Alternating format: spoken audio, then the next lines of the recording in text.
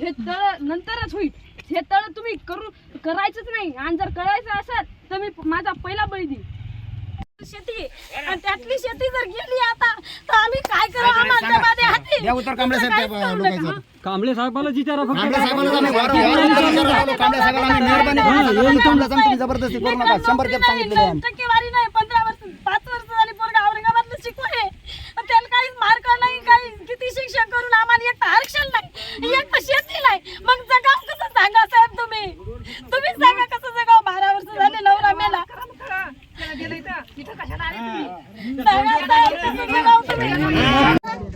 आम्ही तुमची विनंती करतो, तुम्ही रोडच्या खाली उतरू नका. आम्हाला एकटाच आमचा जीव घ्या. मग तुम्ही आमची मागले जगतील आणि ते तरी खातील. पण आमच्या वावरात तळ करू नका.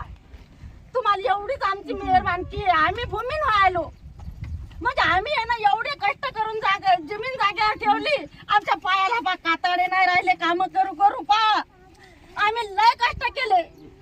आम्ही आहे ना तुम्हाला असे हात जोडून विनंती आहे. तुम्हाला काही तुम्ही कोणी काही म्हणणार नाही. तुम्हाला फक्त तुम्ही तळ कॅन्सल करा आणि त्या साहेबाला सांगा, तानाजी साहेबाला सांगा. ते दवाखान्यात येतं ना आम्हाला दवाखान्यात ऍडमिट राहायची वेळ आली.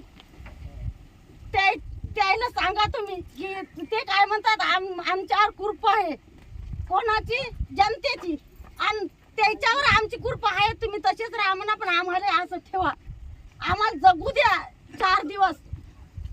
आमचा जीव घ्या पण आमचं वावर नका घेऊ. आम्ही कष्ट करून जागेवर ठेवलंय. आम्ही लय मेहनत केली. आमची कशीच गेली नाही पाहिजेत. मग भाऊ हे मुक्का, मग आई हे अपंग. 30 वर्ष झालो आम्ही या कोठ्यावर राहतो शेतात. आम्ही जायचं कुठं? जसं तुम्ही म्हणाले तळ व्हायले त्या दिवसपासून मग जेवण बंद झालंय. जीव सोडून द्यायची वेळ आली. मी नेऊ कुठं मग माणसं? आम्ही पहिलेच घर जवळ आलो घोट्याहून, तर आम्हाला तिथं बी गुंठावर शेती नाही. या जमिनीवर आलो तर ही बी चालली आमची. मग माय बाप वडील गेले आट्या घेऊन वारून. आता हे माणसं नेऊ कुठं मी? साहेब सांगा मला तुम्ही. नाही तर आम्हाला तुमच्या संगच घेऊन जा. पर्यायच नाही आमचा दुसरा. आम्हाला धरण नकोय. आम्हाला आमच्या वरच्या धरणाच्यानं पहिलंच पाणी आम्हाला इथं भरपूर आहे. तुम्हाला याच्यावर जेलून चेस करायचा. इथं पाणी साठवायचं, तिथं पाणी साठवायचं आणि आपलं पाणी तिकडे वरी घालायला बोगदा करून. इथल्या पाण्याची तुम्हाला काय गरज पडली? फक्त जमिनी खायच्या. तुम्हाला मोठं व्हायचं का? आमच्या मात्र काय एक शेतकरी मोठा करायचा, बाकीचे सगळे शेतकरी मारायचे का? आणि आम्ही तुम्हाला एक महत्त्वाचा निर्णय सांगतो आमचा, की तुम्ही काही जरी केलं आम्हाला गोळ्या झाडल्याशिवाय तुम्हाला आम्ही याच्या खाली आता याच्या बात पाय ठेवू देणार नाही.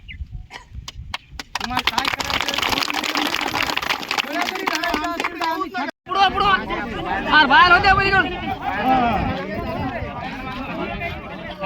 निर्णय शेवट करून टाकायचा आहे.